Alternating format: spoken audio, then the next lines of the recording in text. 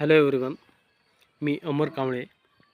आज संविधानाविषयी पूर्ण भारत देशामध्ये आणि सोशल मीडियाच्याद्वारे एक गोड गैरसमज पसरवला जात आहे आणि कोणत्या अँगलनं आणि कोणते रेफरन्स वापरून त्यांनी हे म्हणण्यास सुरुवात केली आहे हे आपल्याला माहीत नाही। पण आपण एक संविधानाचे अभ्यासक आहोत, आपल्याला संविधान कोण लिहिलं हे माहीतच आहे, त्याच्यावर काही स्पष्टीकरण देण्याची गरज नाही।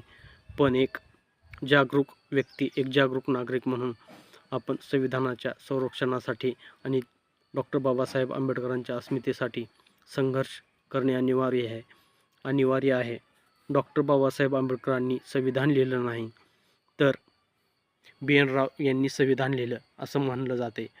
पण मी सांगतो, संविधान सभेमध्ये सदस्य म्हणून BN राव होते आणि त्यांच्याकडं एक छोटंसं काम होतं, सल्लागार म्हणून।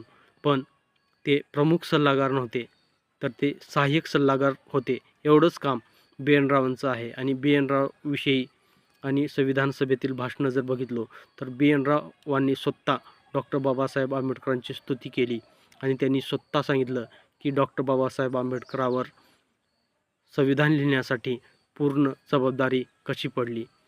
आणि इकडे मात्र संविधानाविषयी दूषणं लावून संविधानाविषयी गैरसमज करून सांगितलं जात आहे की BN रावने संविधान लिहिलं, डॉक्टर बाबासाहेब आंबेडकर संविधान लिहिलेलं नाही।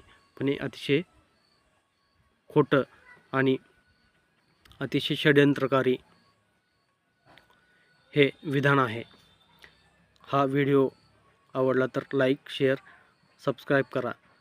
मित्र, सबस्क्राईब वाढणं गरजेचं आहे, जेणेकरून आपल्या समोर डॉक्टर बाबासाहेब आंबेडकरांची आणि पुरोगामी चळवळीतील महत्त्वपूर्ण बाबींची ओळख तुमच्यासमोर येईल।